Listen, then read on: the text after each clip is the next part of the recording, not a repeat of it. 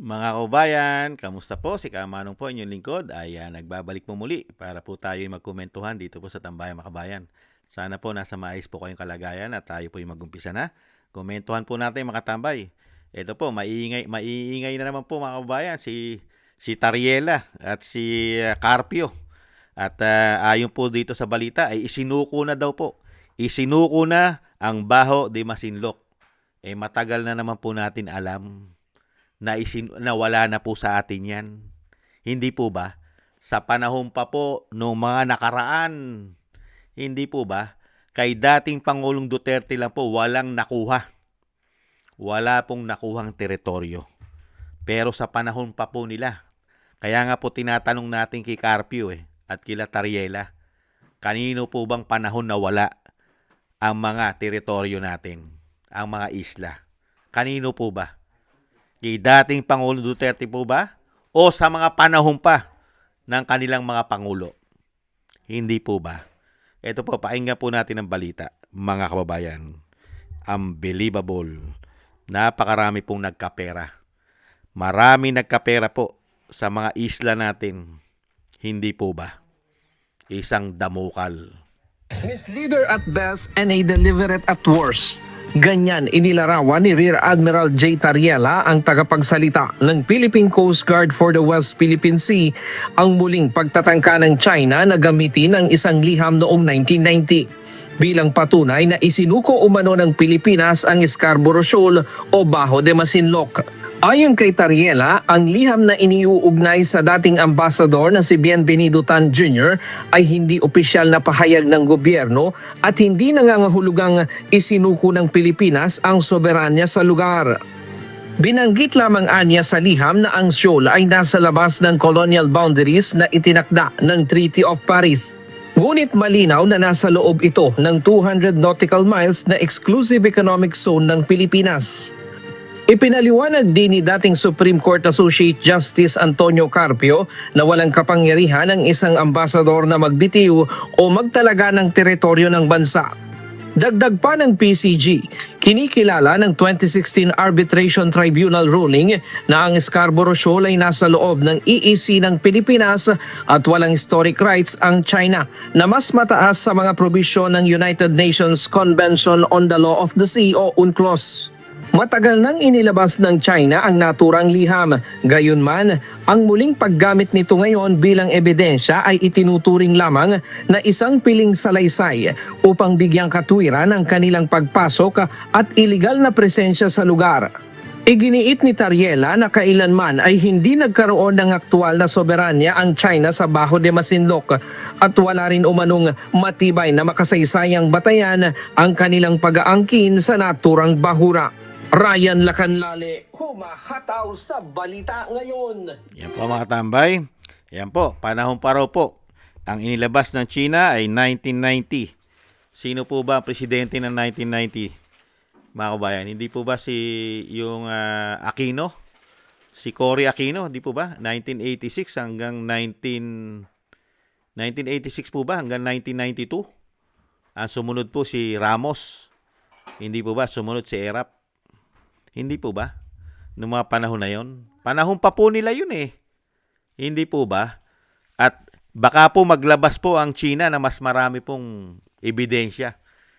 Hindi kaya? Baka ilabas din po ng China yung panahon po ni Erap, panahon po ni Ramos, at lalong-lalo po yung panahon ni Pinoy na ilang beses po nagpunta yung sinatawag na pambansang asong ulol, di umano. At dinatawag din po di umano sundalong kanin.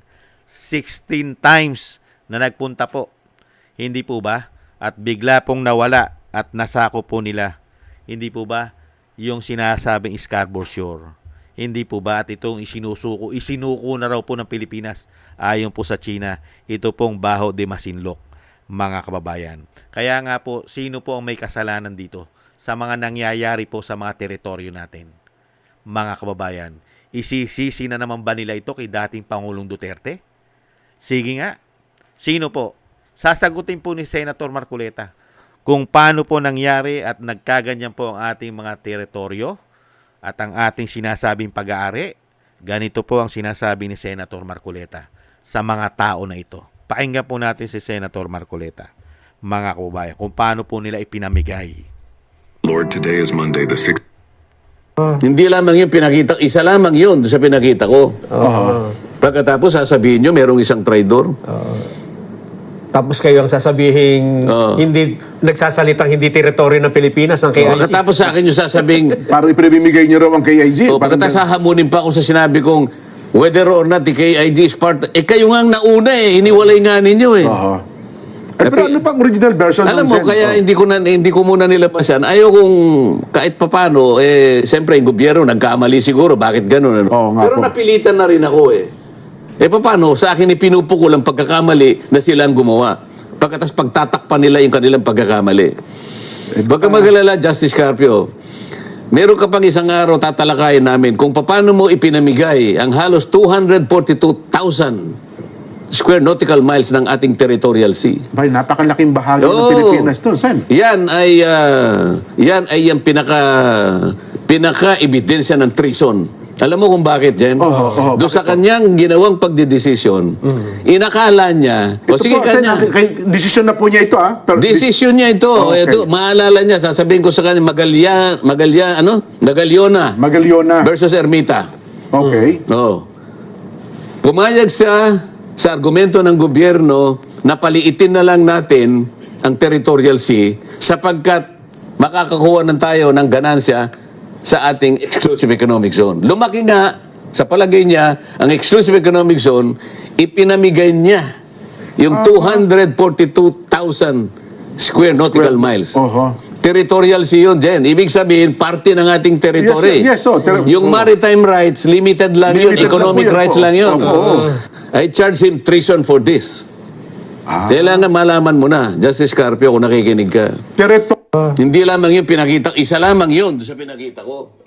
Sino po ba talaga ang gumagawa po ng kawalangian at treason sa ating bansa, mga kababayan? At yan po ay pilit po nilang dinadivert yung issue na yan sa mga Duterte, kay dating Pangulo. Sino po ba talaga ang treason? Sino po ba naghudas sa ating bansa, mga kababayan? Ayon po dito kay Senator Marcoleta, sino po ba talaga? Kaya po nawala ang ating mga teritoryo, lalo po ang ating katubigan. Hindi, napakalaki. Biruin nyo, 240,000 nautical miles. Malaki pa sa Pilipinas. Yung nawala po sa atin, sa ating katubigan. At ito po mga issue na ito. Katulad po ito nga sinasabing Baho de Masinloc. Kanino po mga issue ito na nakukuha at nakukubkob ng China? Panahon pa nila. Matagal na panahon na. Biro mo 1990 hanggang sa panahon hanggang ina. Hindi po ba lumalabas hanggang sa ina, hanggang sa anak? Hindi po ba? Kaya nga nakakabit-kabit lahat eh. Pati po si Trillanes na how many times nagpunta sa China nung panahon na mainit po ang issue niyan. Hindi po ba? Meron tayong mga sundalo diyan. Pina-withdraw nila at nakapasok po. Hindi po ba? Sa Scarborough Shore. Ito pong grupo, ito pong China. Hindi po ba? Pina-withdraw nila yung issue na yan. Tapos nawala na po sa atin ang pinaka-gwardiya. May mga gwardiya po tayo di ba? Bantay. Pinaalis mo, bantay. Di pinasukan ka. Hindi naman umalis yung kabila. Hindi po ba? Ganyan po nangyayari sa mga pinaggagawa yata nila. Yung kasalanan na pinaggagawa nila para mapagtakpan, mga kababayan, dahil po grabe ang ginawa pala nila ayon kay Senator Marcoleta, itong grupo na ito. Ngayon ay sila'y maiingay. At syempre ginagawa rin po nila itong pang-divert sa issue ng korupsyon. Kailangan po nilang dalin sa ibang issue katulad po nito. Ito pong issue ng West Philippine Sea at ito pong tinatawag nilang Baho de Masinloc. Hindi po ba? Pero ang totoo, sila po ang naiipit. Kaya nga po ayaw nila makipagdebate. Di po ba ayaw nila makipagdebate kay Senator Marcoleta? Kasi huli na po sila. Nahuli na po sila ni Senator Marcoleta sa mga pinagagawa po nila sa ating mga teritoryo, lalo-lalo sa ating mga katubigan. Kung yung West Philippine Sea nga, wala pa tayong hawak na titulo, title, mapa, dahil hindi pa nirerehistro yan sa United Nations. Sa tagal-tagal ng panahon na napakaiingay nila. Panahon pa nung nanay ni Cory hanggang sa anak. At ngayon, pagdating po kay Bonget, na tinatawag na bangag ng kanyang ate, ay sobrang iingay nila. Hindi po ba? Dahil nga po, mauungkat po. At lalabas po talaga lahat yan.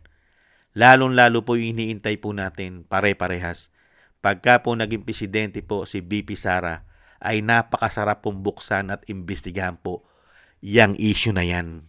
Yan pong West Philippine Sea na ini-issue po nila at talagang pinipilit po nila na yung West Philippine Sea ay yan po ay naipamigay po ang mga teritoryo na yan at pilit po nilang dinadala sa sinasabing tuta ng China ang mga Duterte. Tuta ng China si Marcoleta. Pero sino ang nagpapamigay ng teritoryo sa China? Yun po ang malaking tanong. Sino nagpapamigay ng mga isang damukal na teritoryong nawawala sa atin? Sino? Si Marcoleta po ba? Si dating Pangulong Duterte ba? O sila na may issue na nagpapamigay at nawawala ang isang damukal na teritoryo katubigan natin na hindi bababa sa 240,000 nautical miles? Sino po ba ang nagpamigay na nawala itong katubigan natin? Si Marcoleta po ba? Si dating Pangulong Duterte ba? Mga kababayan? At ito pong si Tariela, may issue rin po ito. May issue rin po ito ng bilyon na hinahanap po ni Senator Zubiri, yung pambili ng barko ng Coast Guard. Nasaan na po yon? Tariela, nasaan na daw yung barko? Ano yon? Naging bangka na lang ba o naging balsa?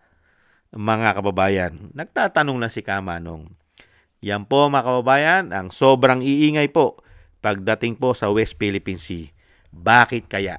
Dahil natutuklasan na po kaya at umaalingasaw na rin kaya ang baho nila dito po sa usapin ng West Philippine Sea at lumalabas dahil ang China ay naglalabas na rin po ng mga dokumento nila. Naglalabas na po ang China eh. Baka sa susunod, ilabas na rin po ng China dahil nilabas po ng China o ng China yung sinasabing papel na yun daw po ay teritoryo na nila noong 1990 pa. Panahon pa yata ni dating Pangulong Corazon Aquino yon, 1990, kung hindi po nagkakamali si Kamanong. Hindi po ba? At baka ilabas na rin po ng China yung mga papel na hawak nila noong panahon naman ni Pinoy at panahon po nila Carpio at ni Tariela. Kung ano naman pong papel ang hawak nila, mga kababayan. Dahil how many times na nagpunta po dyan yung pambansang asong ulol di umano. At syempre yung sinasabi po ni Senator Marcoleta sa panahon po ni Justice Carpio ay nawala po ang 240,000 nautical miles sa ating bansa. Hindi kaya, mga kababayan, baka ilabas din po ng China yan. Yung mga nagkapera at nagkamal ng isang damukal na pera, mga kababayan, hindi kaya nila pinera yan? Nagtatanong na si Kamanong.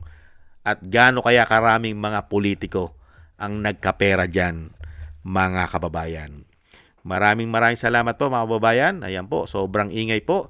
Kasi po, lumabas na po kasi ang mga sundalo, ang mga soldiers, ang mga ex-marine ay naglabasan na po. At isang damukal po ang involved ng korupsyon. Kaya po kailangan nilang gumawa ng pamamaraan para po kahit papaano ay ma-divert ang issue ng korupsyon ng pinag-oongang Pilipinas. Ang ginawa po nilang pagnanakaw sa pera ng taong bayan. Inubos ang pera ng taong bayan. Ibinaon pa tayo sa utang. At meron pa tayo kinaharap na grabing kahirapan na dinadanas po natin dahil nagkaroon pa ng problema, digmaan sa Middle East.